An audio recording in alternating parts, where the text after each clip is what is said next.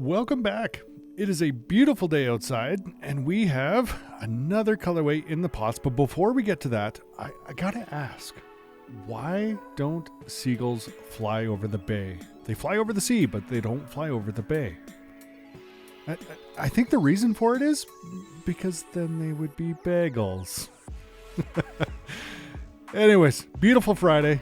Let's get some yarn in the pot. It's time for a brand new colorway, a bird-themed colorway. No, it's not a seagull theme, but it's still a bird theme. We've got our yarn in the pot. We're doing a mid-immersion dye today. We've got lots of soak in the pots. We're going to take and sprinkle a little of this pinky purple. There's got to be a real name for it. I want to call it like a lilac, but for now, we're just going to call it a pinky purple. And the best thing that can go with a pinky purple, gray. It really is. Pinks and grays go hand in hand like you wouldn't believe. So I've got some pink in there. We're doing a little bit of a zigzag pattern, and then we got a little bit of gray in there.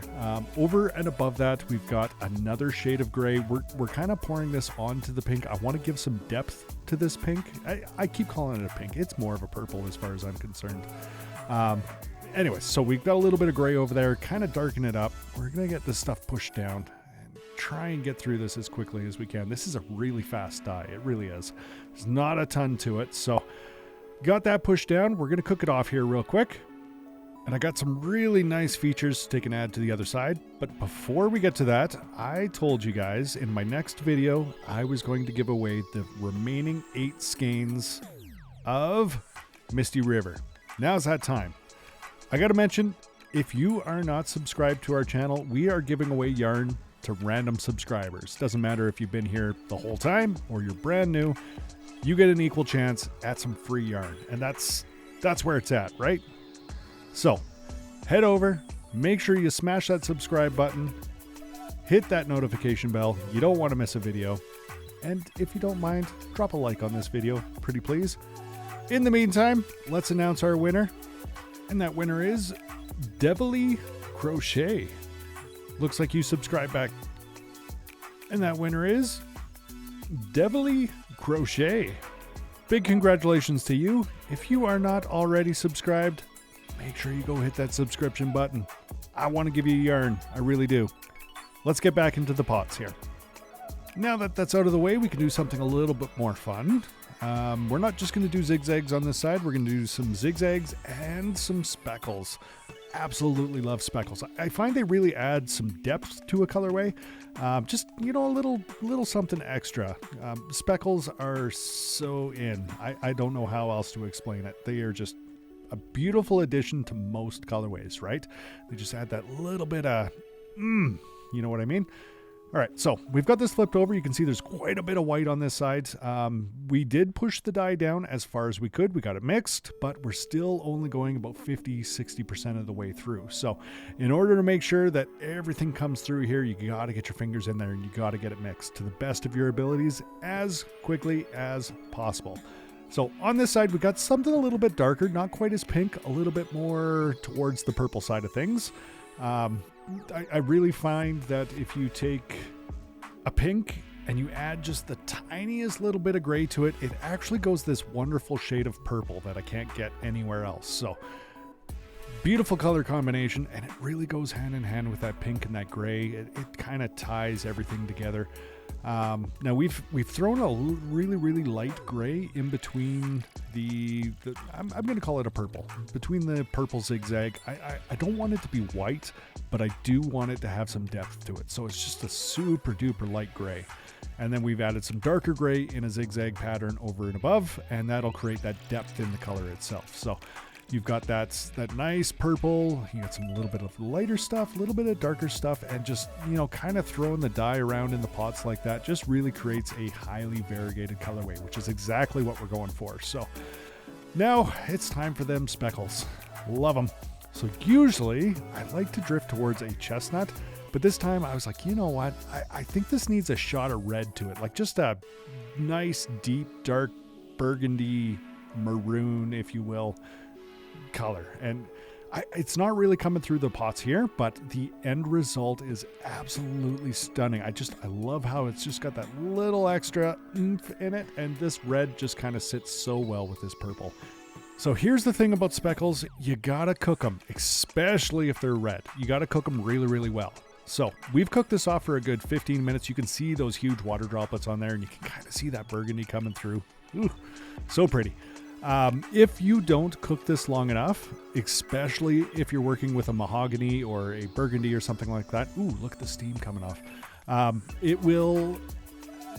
It'll bleed throughout the yarn when you pick it up here. And what you'll get is something more like blood magic, where that red has really bled out into the gray. That's not what we wanted here. So we cooked it for a good long while, and you can see those mahogany speckles coming through. Absolutely stunning. This here we're going to twist up is on our fingering weight base. It is a 80/20 merino nylon. Absolutely stunning sock weight yarn to take and work with. Really highlights the colors. I love my sock weight yarn. Yes, I know if I'm going to grab a skein, it's going to be worsted, but for display purposes, I really find that the fingering weight is where it's at. So you can really see the burgundy coming through on this one. Again, when we're twisting up our skeins, we want to make sure that we're trying to push all of the colorways into the focal point of the yarn. And that focal point is down towards the bottom there. For whatever reason, everybody tends to look at the lower 50-60% of the skein, and that's what they see when they're looking at yarn. So I really like to highlight as many of those colors as I possibly can towards the lower side of the skein. There we go. This here is our DK weight base, an 80/20 merino nylon, just like the fingering weight base. I do find it tends to dye up just a little bit lighter. Not a ton, just a little bit. So, fingering weight, beautiful. You can kind of see those red speckles coming through there. That beautiful purple right up beside it, the lilac, if you will. Up next to that is our DK weight. And then we've got another fingering weight. You know what? Let's just flip this over here. Keep the DK weight in the center. Keep the two fingering weights on the outside. You can see they are very, very, very close to one another. The DK weight might just be the tiniest little bit lighter, but not a ton. Into the swatching machine, and this is where you're going to see that highly variegated pattern come through. So there's nothing really major jumping out at me. There's no spirals, no pooling, anything like that. And that is exactly what we're going for when we're doing these mid-immersions. We want as much variegation as we can possibly get. So get this off the machine, and then we can show you them red speckles. They're not really coming through in this lighting, unfortunately. In real life, in person, it is stunning. Yes, this is coming through much lighter, but that's okay. We're going to get into the light box here and hopefully try and get it as close as possible. Just a little bit darker in here. That red's really not shining through here either, but in real life, we've got those purples, those pinks, the white, and then you got those red speckles. They're just, oh, so much fun. I love it. Love it, love it, love it. On to the Swift. Hey, look at that. First attempt. Didn't even have to fight with it this time. Must be getting good at this or something, hey? All right, so on to the Swift. We got our DK weight. First one I'm grabbing here is the 4 strand. So it's the beginning of our hank, the end of the hank, and a tie. Cut that. Start pulling on one. Looks like this one is kind of tucked in behind here. So this would be the end of our hank. I want to wrap this up, not too much, but just enough that it's not going to get tangled up with anything. Once our caker gets ripping, this thing will just spin out of control, and every once in a while you get a tangle and it'll just grab onto the Swift and tie itself up and just cause an absolute mess. So make sure you tie up that end. You don't want to leave it loose. Gonna pull this off a little bit, and it looks like I definitely have the front of the hank. So good to go. We're gonna get this wrapped up here. Now I had a comment, and somebody was saying, you know, when you're doing your inside pull, the reason it's always knotting up on me is how I'm putting it onto the machine. So I'm gonna leave this end loose and see if it does anything different for me. But to be honest, I don't know. I think it's when the ball collapses in on itself and everything just becomes a horrible mess. Usually it's not the start of the cake that I have an issue with. It's the end of the cake. Now, we're going to throw a little time lapse on here because for whatever reason, cake making is just really satisfying. I love watching this cake just kind of grow. The Swift speeds up as the cake grows, and it's just, the end result is an absolutely stunning little work of art. I don't know how else to put it. I don't even know how this machine works. It just makes yarn pretty. There we go. We're going to pull off a little bit extra, get it wrapped around here. It looks like the 4 or 5 wraps towards the end there, for whatever reason, they didn't wrap onto the cake as well as I would have liked. So we're just going to wrap them around the outside, tuck everything in, and there you can really see the red speckles coming through here. This lighting is beautiful. This is true to this colorway. It really is. Throwing it into the light box. We're going to spin it around here. Look at them red speckles. Yes, I love it. Mahogany speckles, not red. Yeah, it's all the same. Who am I kidding? Look at that cake. Same color on the outside as it is on the inside. That means we did a good job. We mixed it well. Everything is going to work out just fine. So, on to my favorite part of these videos, the pairings. Up first, we have that Maroon Melody. And up beside that, we have actually one of my older colorways. This is called Pink Petals. This is probably year and a half old already. We still have it on the shelves. I love this colorway. It's just pink and gray, right? It's never been able to be replaced in any way, shape, or form. Up beside that one, we have a newer colorway called Harvest Haze. And then beside that, we have Mount Fuji. I really find that the burgundy in this colorway, or the maroon in this colorway, really matches up quite well with the maroon speckles. They're really quite hand in hand. And then right beside that, we have Blood Magic. I talked about how if you pull the yarn out of the pot a little bit too soon, you get some of that burgundy or maroon bleeding off into the other colors. So Blood Magic's one of those ones we pulled out of the pots early on purpose to try and get that effect. And then up beside that one, we have Shadow Bloom, which is actually another one of our older colorways. Absolutely stunning set. I love it. But it's time to get into the semi-solids. First up, again, we have Maroon Melody. Up beside that, we have Longing for Lilac.